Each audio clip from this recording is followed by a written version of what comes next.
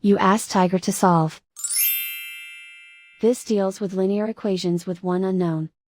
The final result is x equals 5/2. Let's solve it step by step.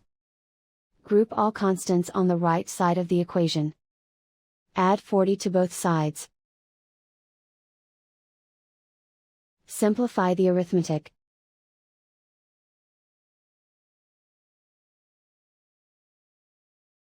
Isolate the x. Divide both sides by 16. Simplify the fraction.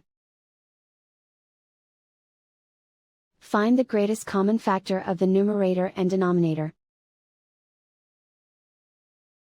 Factor out and cancel the greatest common factor. And so the final result is x equals 5/2.